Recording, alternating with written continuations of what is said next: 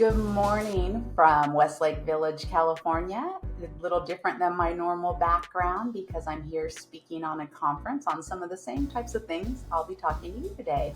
So virtually every day, I hear someone describe somebody as either being narcissistic or being bipolar.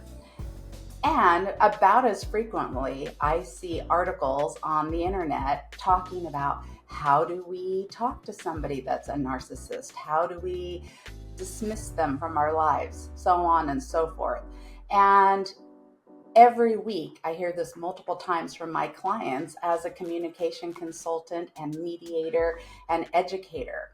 I'm Carol Barks with Before It Begins, and today I'm going to dig into this topic because I hear it so darn much, and I want you to be better at applying the terms that circulate around these topics. So after all, most of us are not practitioners or we get to diagnose whether somebody is narcissistic or bipolar.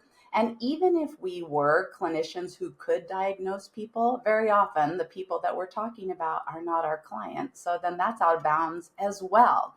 So during our time together today, I'll be talking about the pitfalls that come with labeling people. I'll be talking with you about shoring up what I'd like you to focus on instead, and then also helping you deal with some boundaries and shadow tactics responses so that you feel a little better equipped to deal with the struggles that typically are what people are telling me that they're having. So if you really listen to me about this topic and refrain from labeling people, and just really dig into making this more about you than it is about them, you'll open the door to better communication and you'll reclaim your own power when you're dealing with difficult people. So let's begin with the actual labels themselves. So when we look at who are narcissists and who are bipolar, we really rely on a document, a book that's put out by the American Psychiatric Association, and it's referred to as the DSM-5. And according to the DSM-5, about 5.5% of the population or less are actual narcissists. And for bipolar, it's even smaller. It's 3% of the population or less. And those are United States numbers.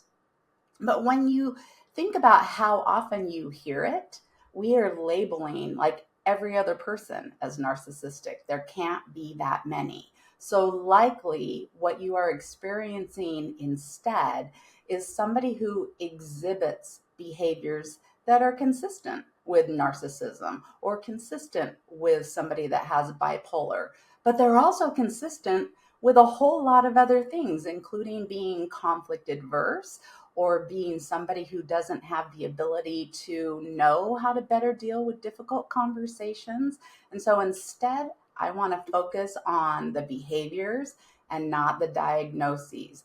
Because as a practitioner, I can tell you that when somebody starts a conversation with me and they say, I'm having a conflict, this is what I need you to know, the other person is a narcissist, I will tell you, I do all I can to not roll my eyes. I have to take a deep breath and think, oh my goodness, this person themselves is probably part of the problem. And I don't want to diminish my clients in any way, shape, or form, but I do want them to get talking about the right topic. Because if I look at the other person as the problem, then I'm going to be trying to solve them instead of the situation itself. So you're focusing on absolutely the wrong thing to get resolution. So instead, I want you to really think about what it is that we're dealing with. I want you to talk about what their processes are. So when we label people, I think the important thing for you to keep in mind is that our brain starts seeing things as different. Even little words can impact how our brains process information. So for instance, say you had witnessed an accident and the police were there and they were trying to get witness feedback on what happened during the accident. And they say, how fast do you think the car was going when the accident occurred? versus how fast do you think the car was going when they crashed. You would give different rates of speed just depending on that little word. You would give a higher rate of speed if they had used the word crash rather than just accident. Likewise, there was some research done back in the 60s by two researchers, Rosenthal and Jacobson, and they were looking at how do labels impact people. And they took some teachers and a classroom of kiddos who all were equal in their abilities.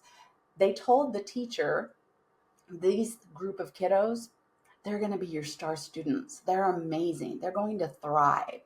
This group over here, they'll do okay, but they're not going to be as great as this group. Over the course of time, the students that were identified as star achievers actually became star achievers. And yet they were all the same going into this class, and none of them knew that the teacher had received this information.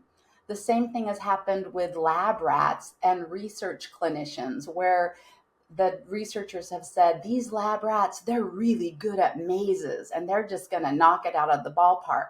When they would do tests, guess which rats started getting through the mazes faster? It was the ones that the technicians thought could do it. And so when you label somebody as a narcissist, you might be setting yourself up to get back exactly how you see them. And that usually doesn't work well in relationships. So communication is really the key, not so much how we're calling the other person. So there's also just on about how we deal with this. So if I call you a narcissist, I'm likely going to set you off and you're not going to be very happy about communicating with me at all. And likewise, if I'm talking to my bestie or I'm talking to a colleague about somebody and I'm having a conflict and I'm labeling this person as a narcissist, I'm also probably hindering that person's ability to help me with good advice to get past the situation that I'm having, because now they're inadvertently judging the person as bad or maladapted when really it might be me and might be my approach. And maybe they are hard. And still, we're able to work through this if we manage things better. But quite frankly, I collectively think we all are getting some more narcissistic behaviors or behaviors that could be identified as bipolar. And I think some of that is part of how we communicate. So post-COVID, we're doing a lot of emails, we're doing a lot of texting, we're doing a lot of remote work, and we're spending a heck of a lot of time on social media. It is so easy to come in hot on social media, say something mean, cruel, power taking, and then be gone. There's not a lot of accountability. And if we do that over time, we start to develop some bad habits. So again, I really want you to think about this as a byproduct of poor communication skills rather than a diagnosis. So let's focus on the things that might be more beneficial for you to understand. So there's a researcher out of the University of Washington in Seattle named John Gottman, and he studies relationships and what makes them fail. His focus is intimate partner relationship, but I've also used his research on my business clients, and it still holds firm. He says there's something he identifies as the four horsemen of the apocalypse. And when these things are involved in a relationship, they signify the relationship will fail with more than 90% accuracy. One of the four signifies the relationship will fail with 96% accuracy. If you were in Vegas betting, that would be the bet you'd want, right?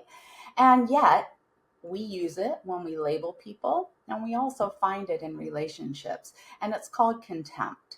And contempt is really where we say, if they just communicated the way I communicated, if they just talked the way I talked, then everything would be fine. And so we oftentimes see this in others where they say, your idea is stupid. That's not okay. It's never going to work. And then it makes us feel bad.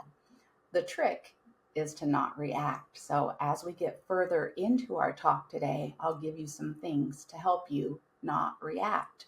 Another thing that happens when we're thinking about somebody who we label as a narcissist is we want to criticize them. And criticism is not received well very rarely. 1 in 13 times, I think the statistics are. And if you think about some of the old style performance evaluations, I'll give you an example of how that works out. I say something really nice about you, and then I say, yeah, but you kind of suck in this area and need improvement, but you're really good at this too. What do you go home and talk to your people about? You talk about the thing that I said negatively about you. Our brains can't help it. We don't like it and we fixate on it because it's the negative things that adaptively could have hurt us ancestrally. And so, with that in mind, I want you to stop criticizing other people. And instead, I want you to have a complaint about a process. So, if I were talking about one of my family members who didn't do their dishes and the kitchen was always a mess, instead of saying, you're a slob and you never do anything in here. I do all the chores. You're just very, very dirty and it's always a disaster. Instead, I would focus on the complaint and say, I noticed when I came into the kitchen, there were dishes everywhere. And that really frustrated me. Can we talk about that? So I'm making it about the dishes, not about them. And when I do that, they're far more likely to be able to hear me. I also want to avoid global statements of always or never. I want to be specific. I don't want to be here we go again. This is just like the last 10 times, and this is how you always show up. Those are types of things that don't help conversations. And they're also the things that go into building those labels that we create for others. And I don't know if you've ever noticed it, but I certainly have. I can be really nice to people that I don't know, that I've just met. Even if they say weird things, I'm all in going, really? Yeah, tell me more. Okay. I don't say, that's a bunch of crap. I don't believe that at all.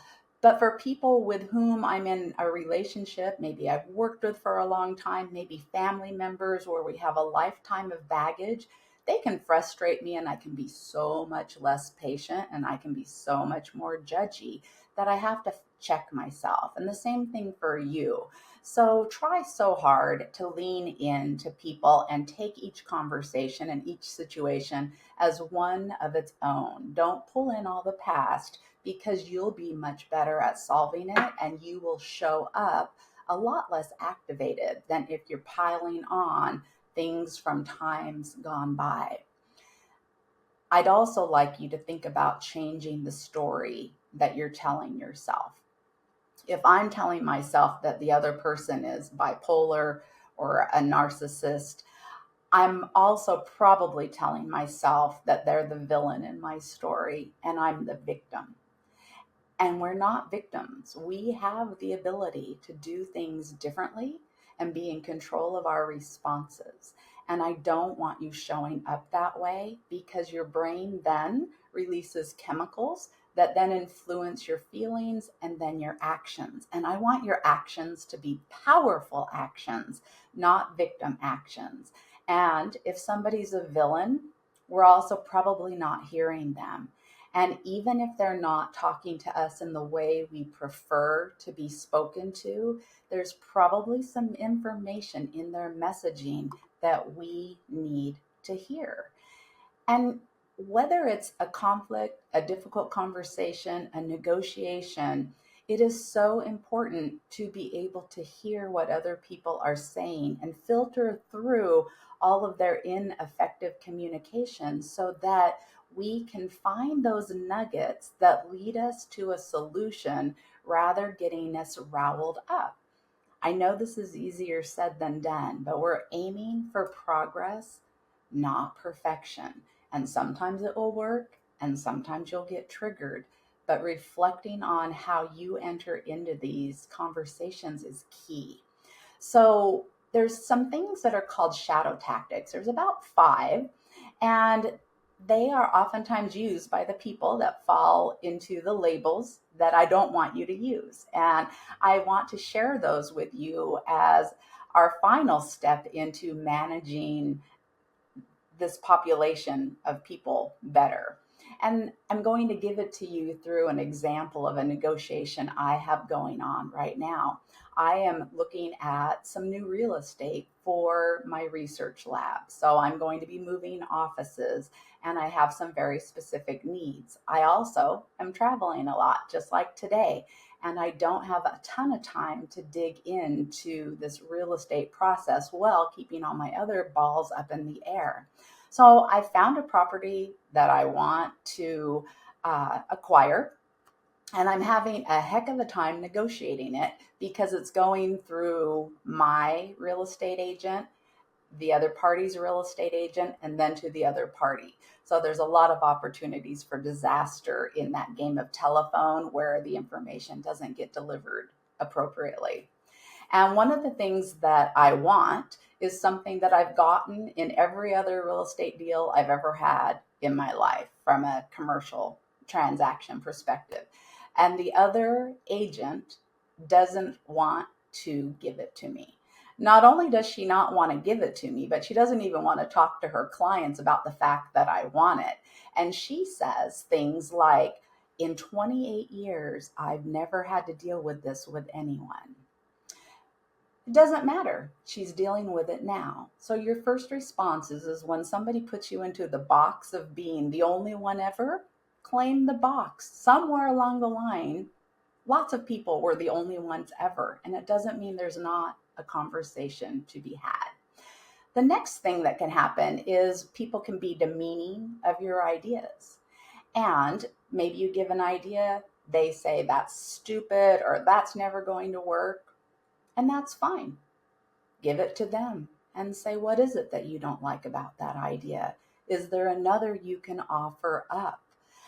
Give it to them to solve, or invite them into the brainstorming process with you. But don't feel like you have to hold the burden of coming up with every good idea. They can defend their response, and they can also tell you what they might think is a better response.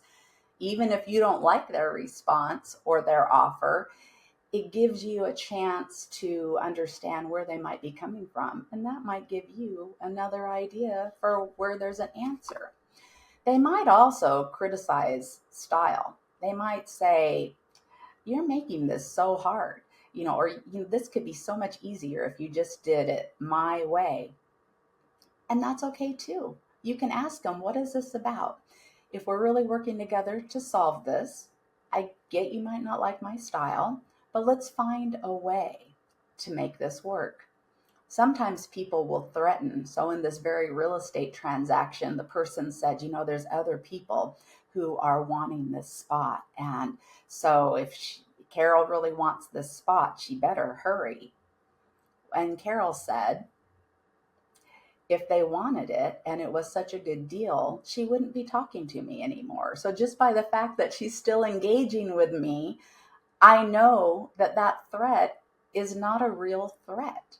I also know that if the spot falls through, it wasn't the spot that was meant to be. So I'm feeling quite comfortable in saying, how about we get back to the negotiation? The final thing that people will do sometimes, and when they're naughty, is they will then finally, if all of these threats and these demeaning ideas fall apart, then they'll try to appeal to flattery. And then she did exactly that. Well, we would all love to have you in there and be a part of this great research that you're doing, Carol. Like, we're really excited about it. Well, if they're really excited and I appreciate their enthusiasm for the work that I do, then we better find a way that we can make this negotiation work, because right now it's not heading that way. So let's lean back into the problems we're trying to solve. So again, I'm rising up about it. I'm not getting defensive about it. And these are the things that I'd like you to try as well. So, wrapping up our time together today, please stop calling people narcissist and bipolar.